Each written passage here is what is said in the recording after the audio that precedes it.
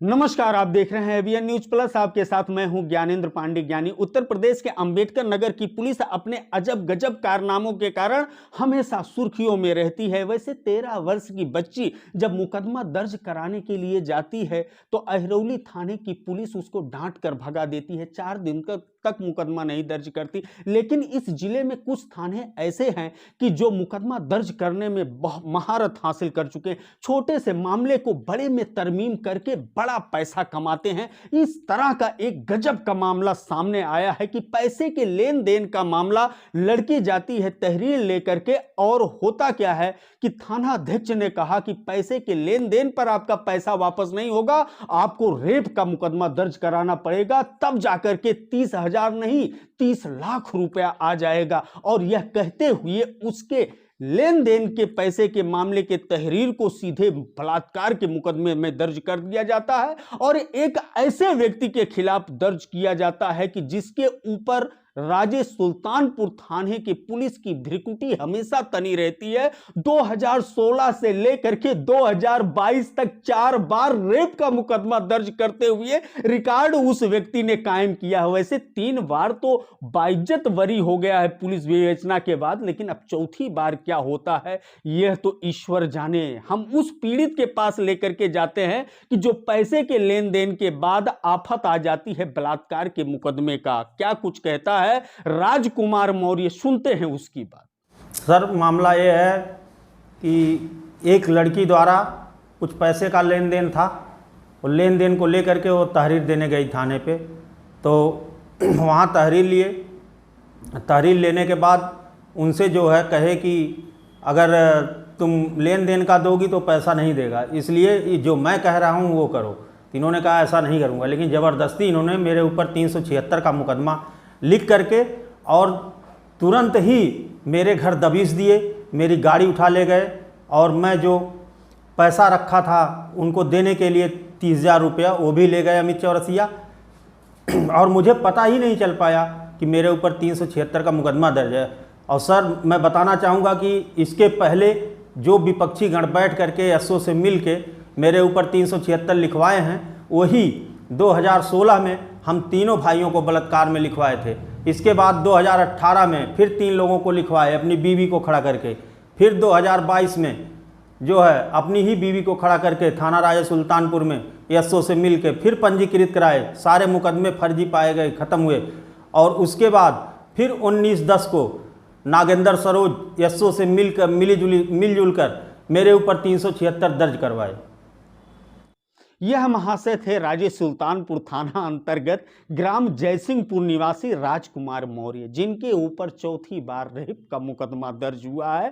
कारण है कि थाने से संबंध रखने वाले तमाम प्रभावशाली लोग इनके दुश्मन हैं, जो थाना अध्यक्ष को प्रभावित करते हुए बार बार इनके ऊपर मुकदमा दर्ज करवाते हैं। कभी अपने पत्नी को खड़ा कर, तो कभी महिला मित्र को खड़ा करके, तो कभी कोई पीड़िता आती है छोटे मामले को लेकर के उसको बरगला करके इनके ऊपर रेप का मुकदमा दर्ज हो जाता है। अब जिस लड़की को बरगला करके पैसे के लेन देन के मामला से हट करके रेप का मुकदमा उसके तहरीर पर दर्ज कराया गया, वह लड़की क्या कुछ कहती है उसकी भी बात सुन लेते हैं। मैंने 19/10/2022 को मैंने एक तहरीर दी थी। मेरा किसी से मतलब कि पैसे का लेन देन था, तो मैं उसी चक्कर में मैं जाके थाने राजे सुल्तानपुर में मैंने तहरीर दिया। तो एसओ नागेंद्र सरोज से मेरी बात हुई, तो उन्होंने कहा कि इस तहरीर पे आपका पैसा नहीं मिलेगा।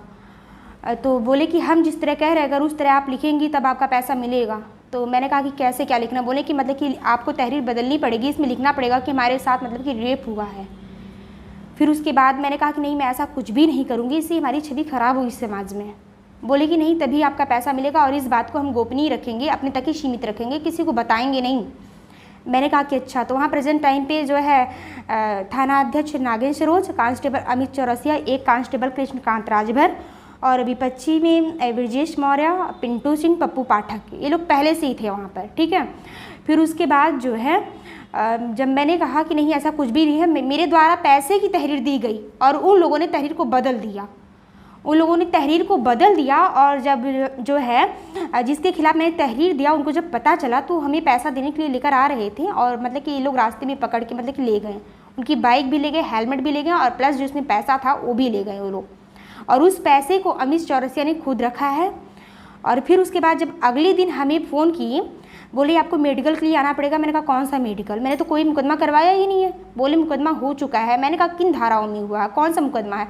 बोले कि धाराएँ 376, 504, 506 हैं। मैंने कहा मुझे कोई मेडिकल नहीं करवाना, क्योंकि मेरे साथ मतलब कि रेप हुआ ही नहीं, तो मैं मेडिकल किस बात का करवाऊँ, और आप लोगों ने हमारे साथ फ्रॉड किया है।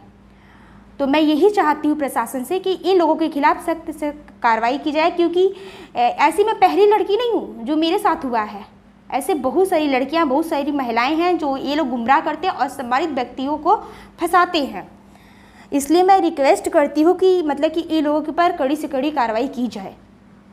आप लोगों ने सुना अंबेडकर नगर के अजब पुलिस की गजब कहानी कि पैसे के लेन देन का मामला सीधे बलात्कार के मुकदमे में दर्ज हो जाता है। तमाम संभ्रांत व्यक्ति, सामाजिक व्यक्ति, वजूददार व्यक्ति, इज्जतदार व्यक्ति मरता क्या न करता समझ करके पुलिस को भी अच्छा पैसा देते हैं, और जो मुकदमा दर्ज करवाता सब मिला करके एक मोटी कमाई हो जाती है ये मुकदमा दर्ज होने के खेल में। वहीं दूसरी तरफ पीड़ित भी कह रहा है कि पैसे के लेन देन का मामला था, हम पैसा देने जा रहे थे लेकिन पुलिस उसको हथिया लिया। वहीं दूसरी तरफ जिसने तहरीर दिया है वह लड़की भी कह रही है कि पैसे के लेन देन का मामला था, हमने रेप का मुकदमा तो दर्ज ही नहीं कराया। यह दर्ज कैसे हुआ, अभी तक मेडिकल तक नहीं हुआ है, बयान तक नहीं हुआ, बावजूद इसके पुलिस मुकदमा दर्ज करके रेड पर रेड डाल रही है। वैसे गंभीर मामलों में पुलिस जो सच्चाई वाले मामले होते हैं वहां पर रेड डालने से बचती है, ट्रेस आउट करने से बचती है। तमाम मामले ऐसे हैं जिनका खुलासा नहीं हुआ है, तमाम पीड़ित ऐसे हैं जो थाने पर चक्कर लगा रहे हैं लेकिन उनका मुकदमा दर्ज नहीं होता।